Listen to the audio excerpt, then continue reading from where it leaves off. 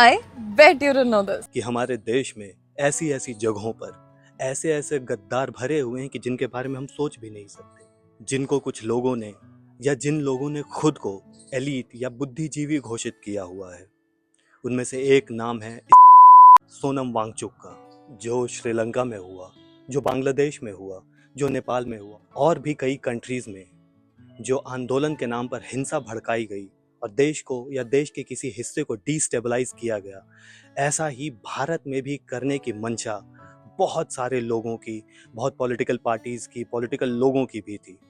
और भारत में इस कांड को अंजाम देने का जरिया बना सोनम वांगचुक। पहले तो इसने आंदोलन के नाम पर, पीसफुल प्रोटेस्ट के नाम पर लोगों को गुमराह किया, बरगलाया। फिर देखते ही देखते अपने पूरे प्रोटेस्ट को इसने एक हिंसक रूप दे दिया।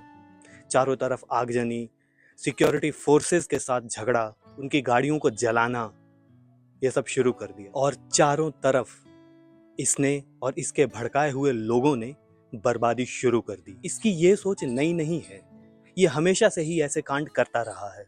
कभी क्लाइमेट चेंज के नाम पर, कभी डेवलपमेंट प्रोजेक्ट्स को अपोज करने के नाम पर, और कभी लद्दाख को एक कंप्लीट स्टेट बनाने के नाम पर। इसने हमेशा ही इनोसेंट लद्दाखी लोगों को गुमराह ही किया है। ज़रा सोचिए कि ऐसा करने से आखिर फ़ायदा किसको हो रहा है, क्योंकि बॉर्डर एरिया होने के नाते और सिक्योरिटी एस्पेक्ट्स को नज़र में रखते हुए भारत को इस डिस्टेबलाइजेशन से तो सिर्फ नुकसान ही है। देखिए, लद्दाख एक बहुत ही सेंसिटिव एरिया है और हमारा दुश्मन पड़ोसी, या यूँ कहें हमारा बुरा चाहने वाला पड़ोसी चाइना और पाकिस्तान हमेशा ऐसी डिस्टेबलाइज्ड माहौल से बेनिफिट ही करता रहता है, हमेशा इसका फ़ायदा ही उठाता रहता है, डायरेक्टली और इनडायरेक्टली। साहब, मेरा सिर्फ कहना ये है, Ladakh is a hyper sensitive state, hyper sensitive area है। चीन का खतरा मंडरा रहा है सबसे ज्यादा वहां लद्दाख पे। हाँ, और सोनम वांगचुक का चाइना और पाकिस्तान के एंटी इंडिया आइडियोलॉजीज के साथ, एंटी इंडिया एजेंसीज के साथ, वहाँ के लोगों के साथ डायरेक्ट कांटेक्ट पाया गया है जांच में। और ये हमेशा से रहा है कि उसकी फ़ोटोज़, उसके आर्टिकल्स वहाँ के लोगों के साथ पाए जाएं। तो ये बिल्कुल ही कह सकते हैं कि सोनम वांगचुक दोनों ही दुश्मन देशों का दलाल है, और वो दोनों ही देश इसके बहुत बड़े वेल विशर हैं। सबसे अफसोस की बात यह है कि यहाँ के लोग, भारत के लोग, बहुत ही मासूम, बहुत ही इनोसेंट हैं, किसी को भी हीरो बना लेते हैं।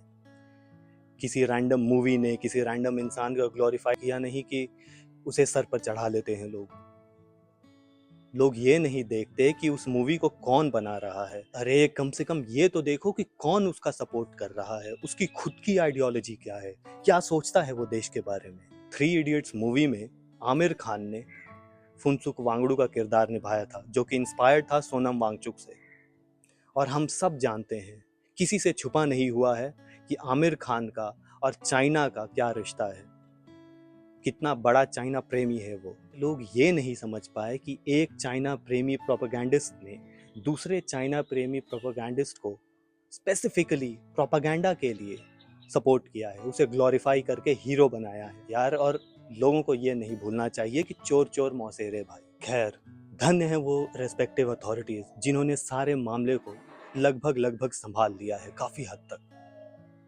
इसके एनजीओज को बैन कर दिया गया है और इसे भी अरेस्ट कर लिया गया है, और पूरे देश को भरोसा है कि कंसर्न अथॉरिटीज इस पर उचित लीगल एक्शन जरूर ले रही हैं।